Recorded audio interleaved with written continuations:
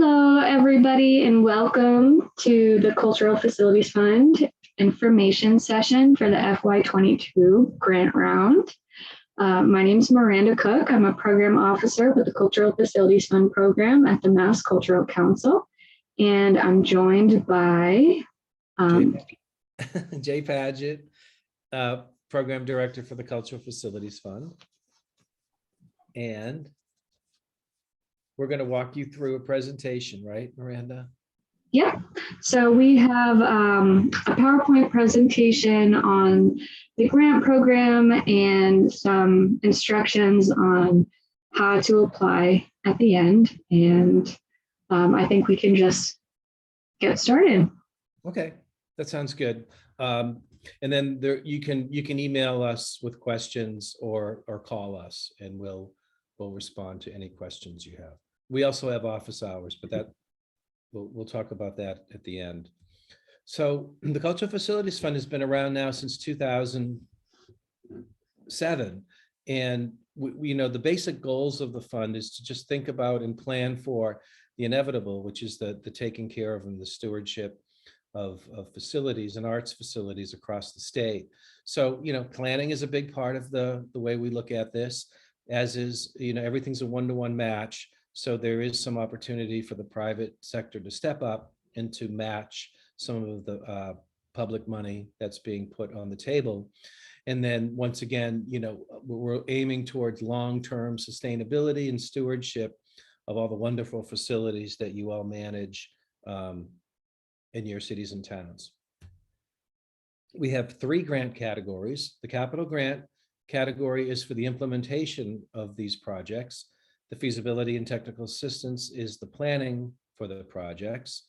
And the systems replacement plan is what we call the capital needs assessment. So it's the physical assessment of a facility. So you have a plan for a blueprint for taking care of the facility as time goes on.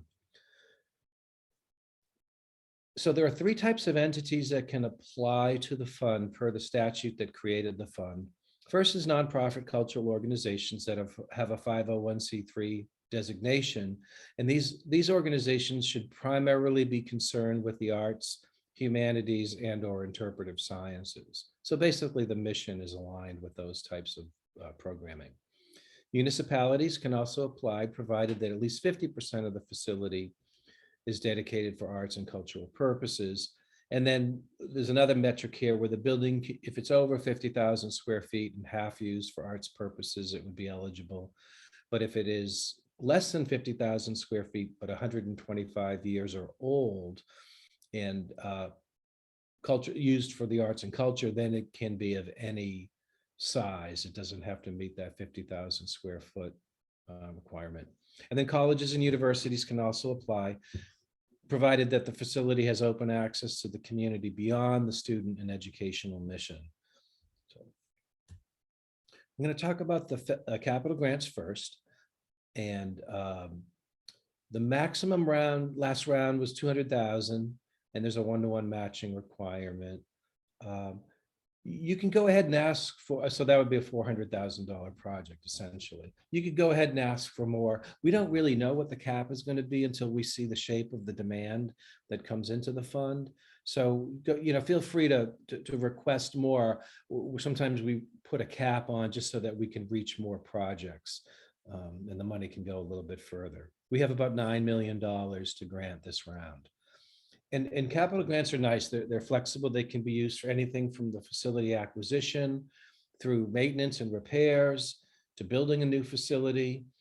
And there's also some final stage design budget items that would be eligible in the capital budget and the capital grant. And then, of course, purchase of integrated and fixed equipment, which are things like the sound and lighting and exhibit cases and electronic signage that's attached to walls, interpretive signage, and sometimes marquees and things like that. So it's a wide range of ways you can spend the money. The application itself is all online, and Miranda's going to walk you through that piece of it a little bit later on.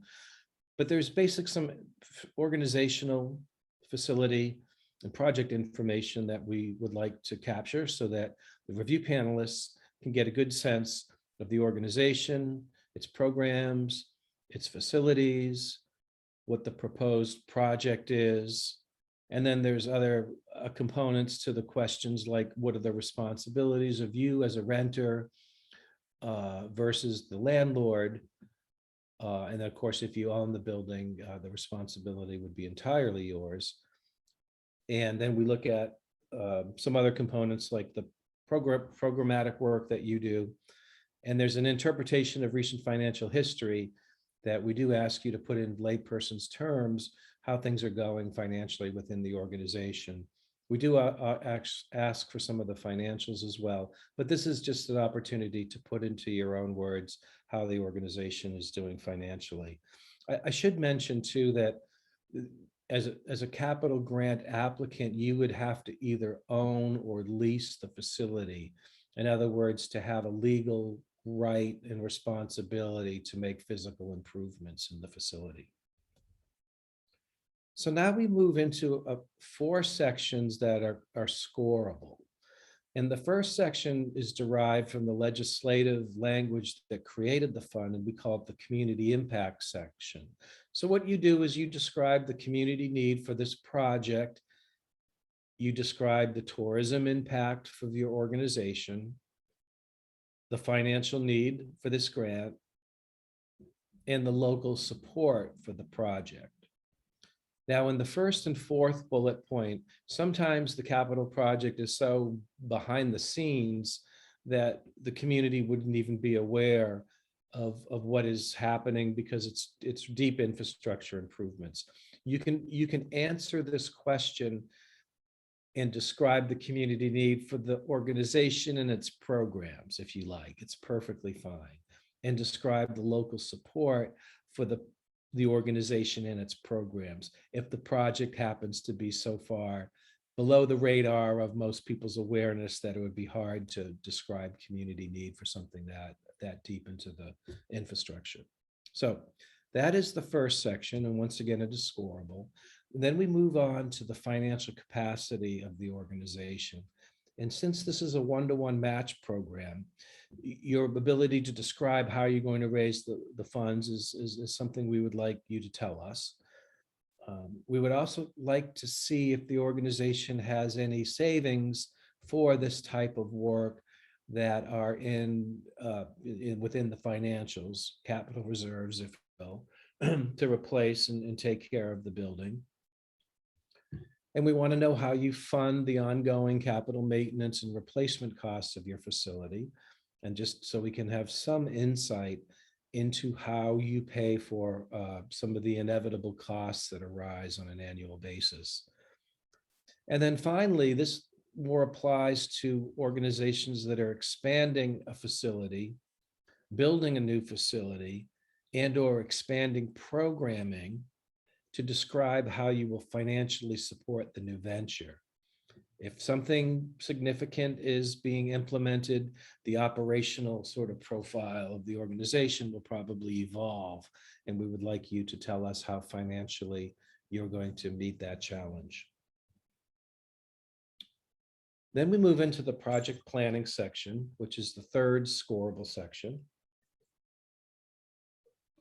And we would like to know, in most cases, we're looking at capital projects that are maintaining or fixing things that are in an existing building. And so we would like to know, do you have some kind of inspection or a capital needs assessment for your facility that you've conducted or hired someone to do it? And we want to get an idea of if you have that, and then whether you have it or not, how you identify capital maintenance needs and your process for addressing these needs. And once again, if expanding,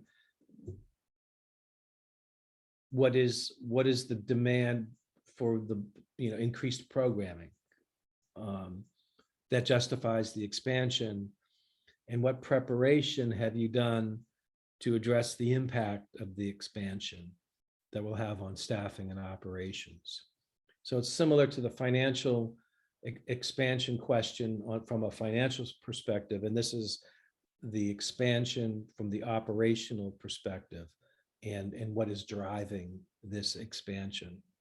So if you're maintaining the facility or maintenance of an existing facility and there's no expansion contemplated of programming and or space, you do not need to answer this question.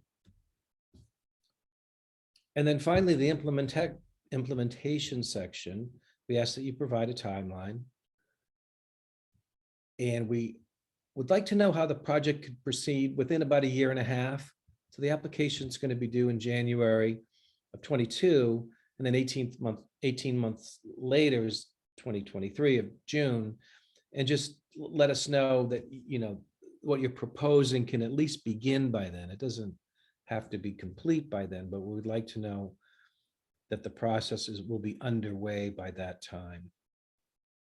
We ask you for a project budget.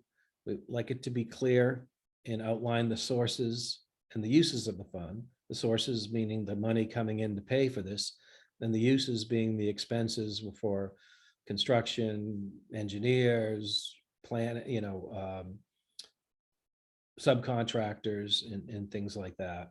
We also ask you to put a finer point on the sources and uses and the status of those sources, if they are in hand or if they're projected. And then uses, we would like to know where the number came from. If you in-house estimate or an architect's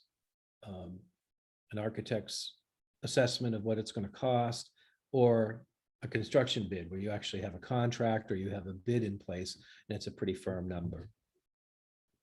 And then finally, you'll identify the key members of the design, construction, or maintenance team and describe their qualifications in the narrative. You can put some staff members in here if they're associated with the project, or board members. It's perfectly fine. And then there's an opportunity to attach any resumes or any qualifications in the attachment section of the application.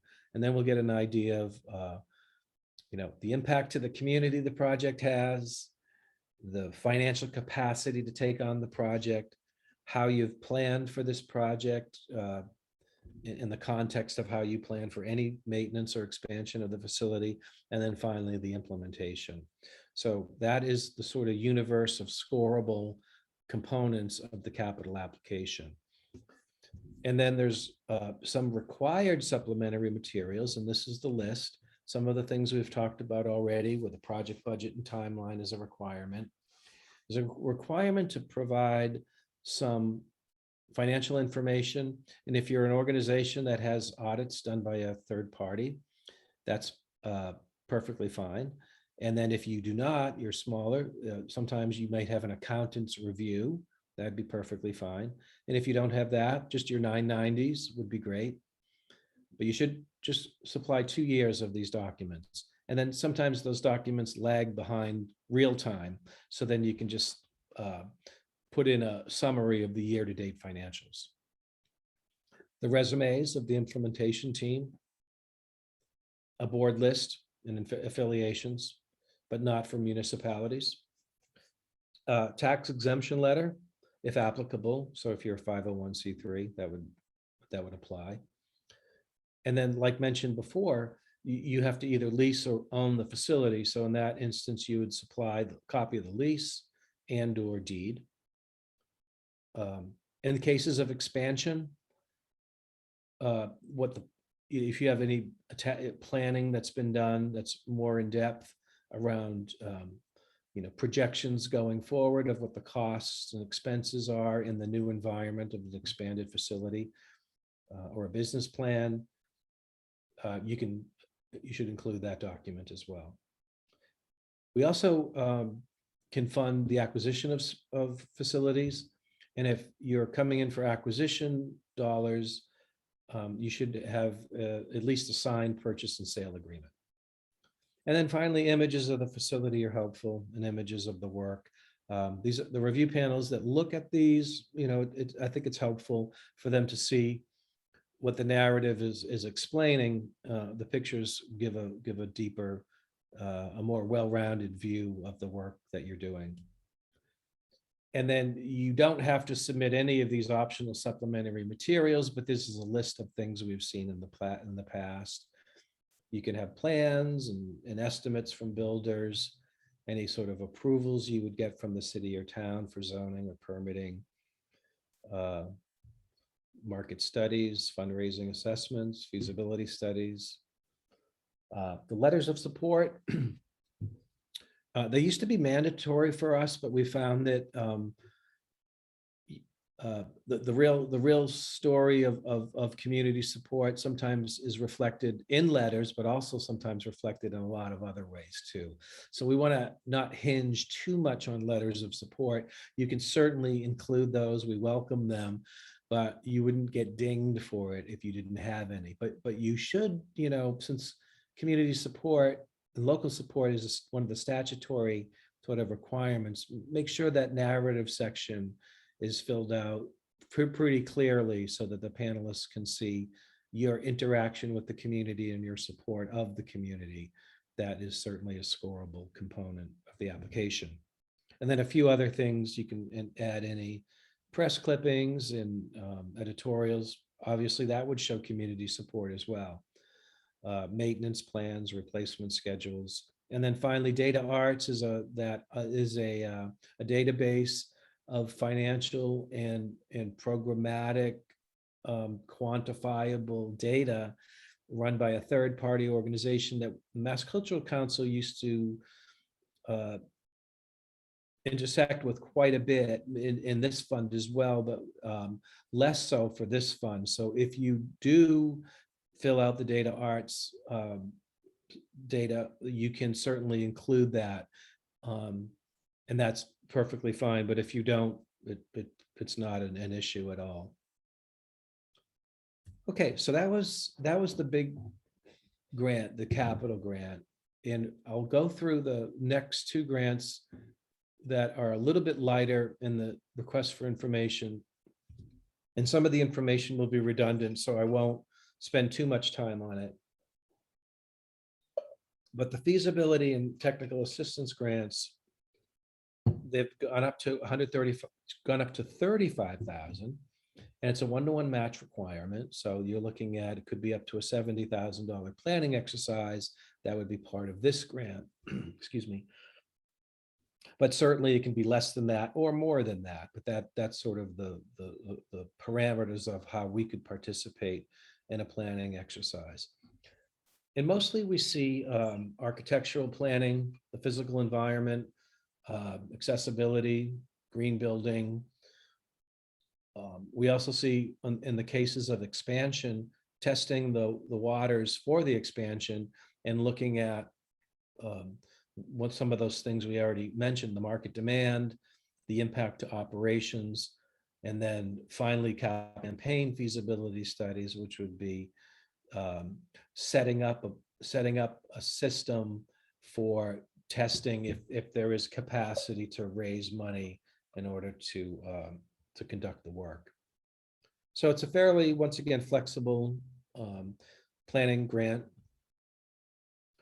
And this is actually the same as the capital grant. The background, organizational, facility, and project information we gather so that the panels can get a good sense of who you are, what you do, and then moving forward from what you do to what you are planning to plan is the community impact is exactly the same as it was in the capital grant. Intersection with the community, impact to tourism, financial need, and local support.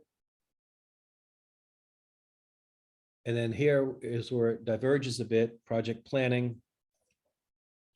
Some give the panel some sense of how you've been conducting this work up until this point. And then how from this point forward, how this planning exercise is just the next logical step in that continuum of taking care of your facility. So those are narrative questions on the planning. And this is where I think in the planning grants, the most attention is paid. So once you set up how this is the next step, we're looking at, well, who have you surrounded yourself with in order to figure out the planning? And we want you to tell us who they are and what their qualifications are. I will say that you don't have to have them hired at this moment when the application comes in, but you should have at least identified potential consultants to do this planning for you. And then in addition to just who they are, what a general scope of work would be for them to provide you. If you don't have them under contract, you're not going to get a hugely detailed specific scope. But I think in most cases, whether it's for physical planning, operational business planning, and or capital campaign planning, most of the consultants would have a general scope of work of things that they would do for you if you hired them.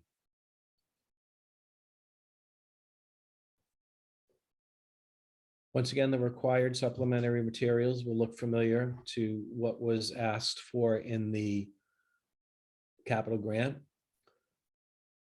You can add a more detailed scope of services for the planning consultants here. In the narrative, you may give a headline, and here you would attach some of the documents that they sent you. And I think the only difference here would be from the capital grant would be the lease or deed. And we say if applicable, because with a planning grant, you may not have, legal authority to do any work on the facility yet, because you're testing if this is the facility for you. And you may be testing more than one facility. So in that case, you would not have a lease or a deed. But if you are in a facility and you're testing the feasibility of some component of the work going forward, you should include that.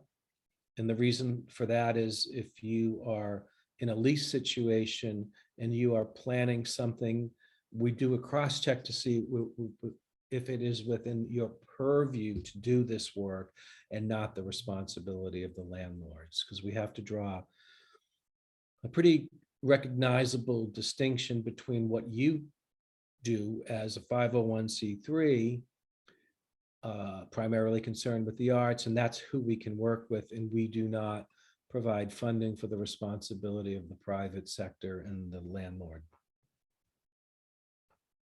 And then the optional supplementary materials are just that. Anything that you've done that you would like the panel to know about, you can certainly upload into the application. And this should look a little bit similar to what is in the capital grant application. And then finally, we have the Systems Replacement Plan grant.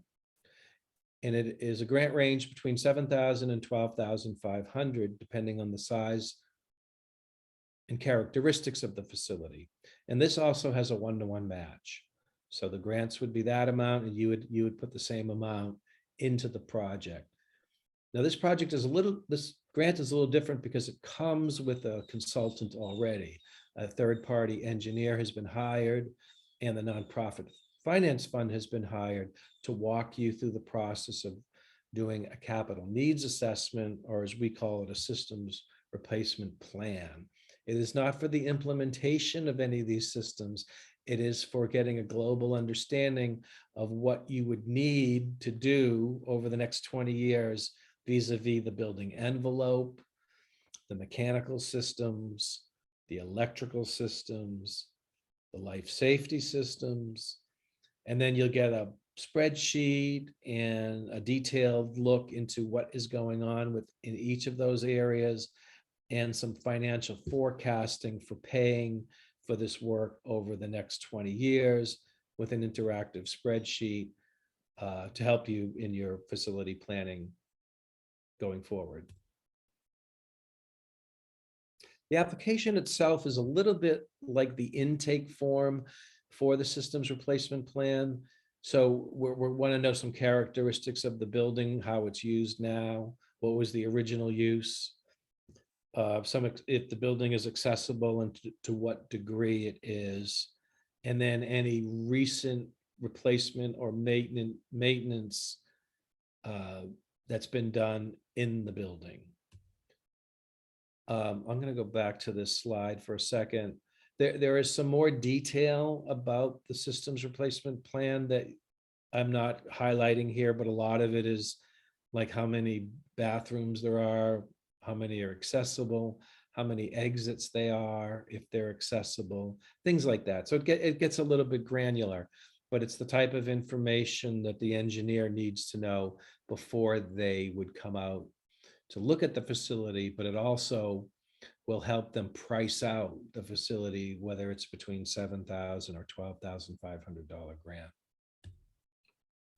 And then the required supplementary materials are similar. There's financials, there's the board list, any long-term strategic plans. In this case, the lease or deed would be required because if you are conducting an assessment of a building, you should be leasing it or own it. We would not issue a grant for a building that could potentially be leased or owned. That wouldn't be quite a good fit for this grant. I should say with this grant too, the best fit wouldn't be a large college or a municipality, because in most cases, large 501c3 have, they might have a whole staff of maintenance staff and that have a good idea of what the building is, and we feel like this is better suited for small and mid-sized nonprofits.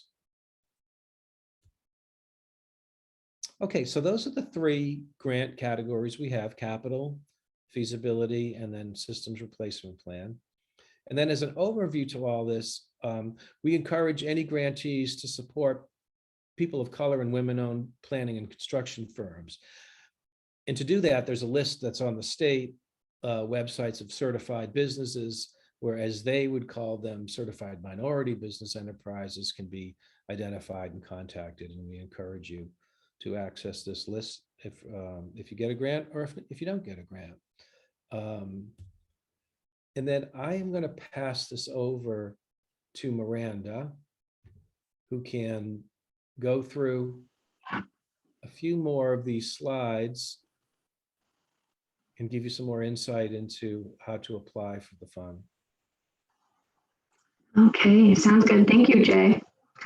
So I'll just jump right in. So moving on, applicants can apply for one grant per round with the exception of a systems replacement plan grant. So if you've applied to CFF in the past, you already know that you cannot ask for a capital grant and a feasibility and technical assistance grant at the same time.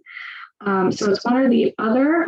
However, you can apply for either one of those with a systems replacement plan grant. So you just can't pair capital and FTA together, but you can pair an SRP with either a capital or an FTA grant application.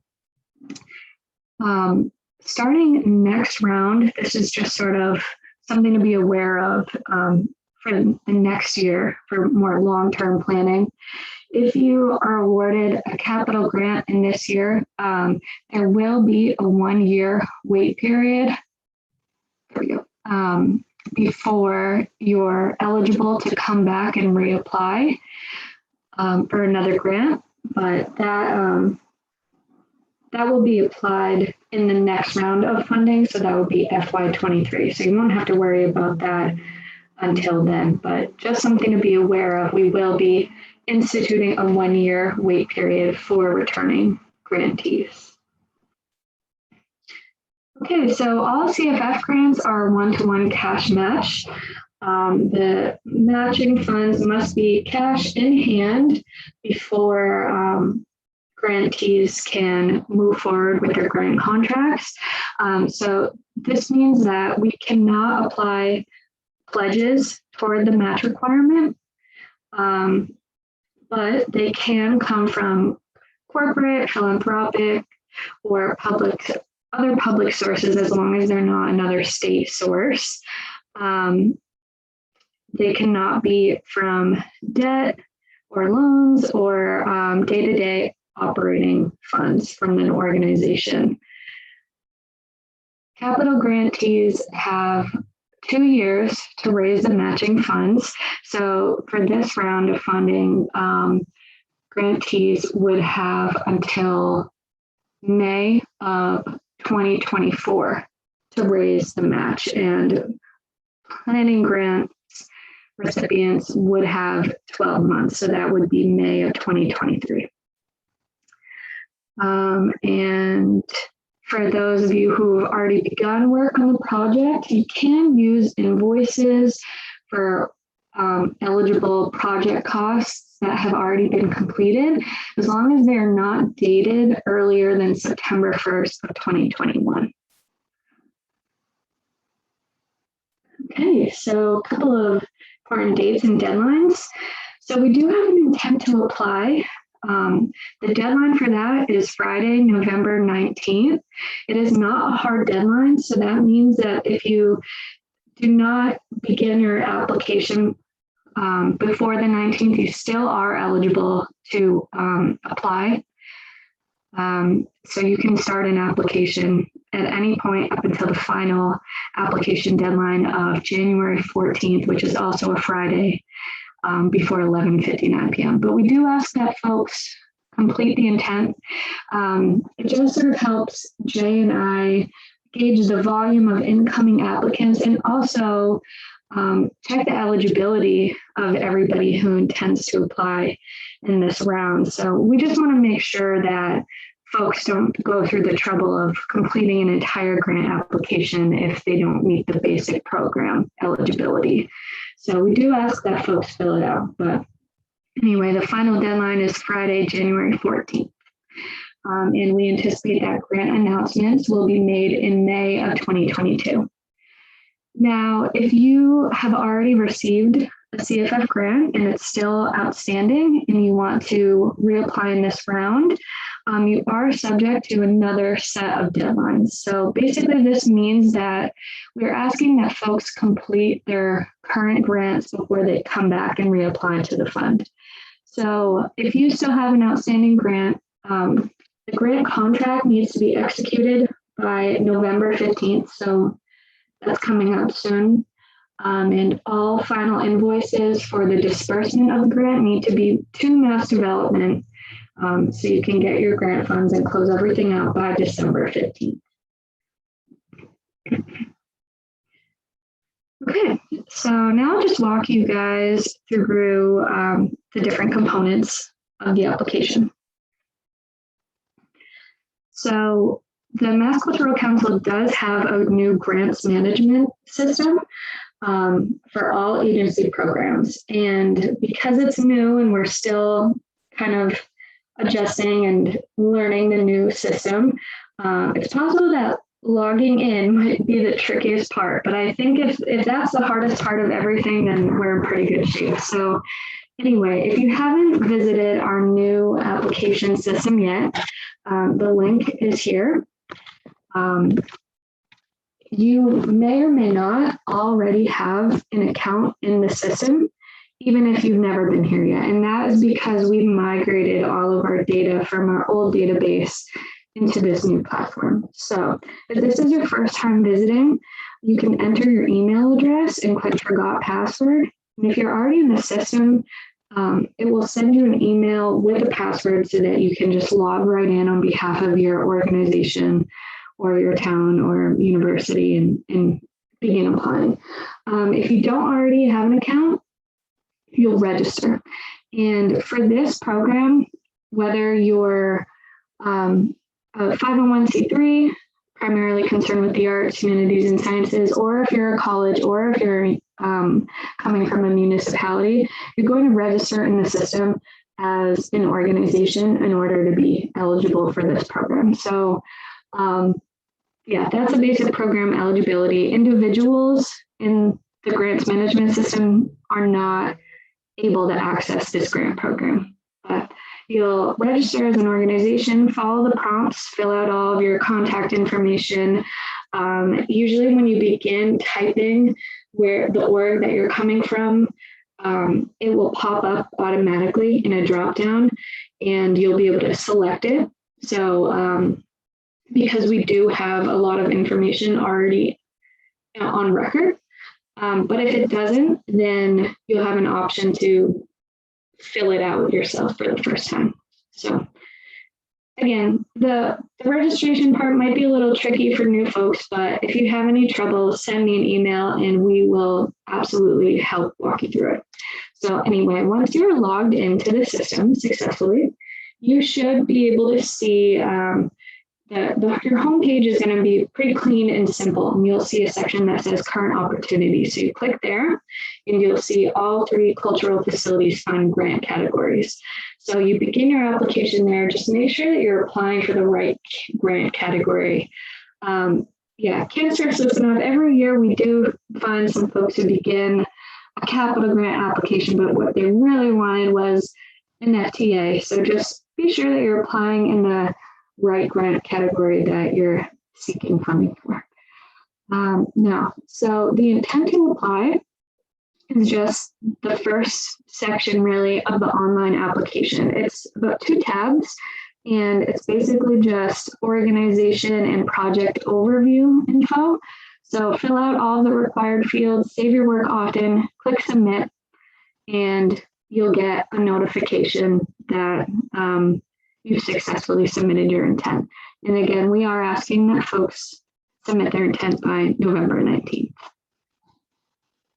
So once you submit your letter of intent, it will enable you to access the full online application. And you're going to be able to find it on your home page under in progress.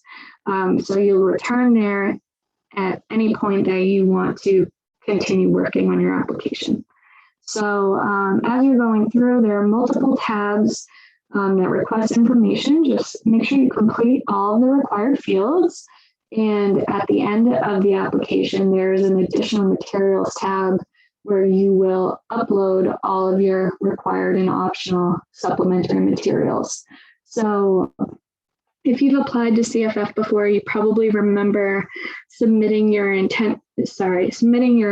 supplementary materials via box.com, or maybe sending them to us in hard paper copies, unbound. So we've finally reached a point where everything lives in one place. We're no longer using any additional systems to receive the supplementary materials. This is the first time that you can actually upload it directly into your application. So we're super excited about that. It should hopefully be marked pretty clearly. So you'll see there's a slot where each item can be uploaded directly into the application form. When it comes to the materials and the rest of the application questions, everything that's required is going to be marked with a red asterisk. And if you miss a required question or a file, the system will prompt you to go back and address that field before you can submit your application. So it won't let you submit if you've missed any required questions, which we think is great. So that way we're making sure that nobody accidentally submits having missed something. So yeah, this is our new system. Hopefully, once everybody is logged in and getting accustomed to it, we hope that everyone is as excited about it as we are. And the final application deadline, again, is Friday, January 14th before midnight. Okay, so Jay and I are available for to provide guidance, answer any questions that come up throughout this process. You can always contact us via email, or we're happy to set up phone calls or Zoom meetings, which are best scheduled via email. We are also hosting drop-in office hours throughout the entire next few months leading up to the final deadline. They're on Thursdays every week from 10 to 11, with the exception of Veterans Day and Thanksgiving. So Veterans Day is next week on a Thursday, and that week we will be hosting office hours on Wednesday the 10th instead. But you can find all of our office hours on the Mass Cultural Council's agency dates page, and register there. And that's a way that you can reach us and ask us questions throughout the cycle. Okay, and here you'll find just a list of other Mass Cultural Council programs and services that we are urging folks to familiarize themselves with and take advantage of. For those of you who are just, returning applicants for the Cultural Facilities Fund, we do a lot more here, so take advantage. And all of these programs are on our website. And we do have copies of the presentation available in PDF for those who ask for them. So. Great. I think our partner Mass Development also has a number of financing and real estate services products that you can access. They do tax exempt bond financing, tax credits. They have a series of grants.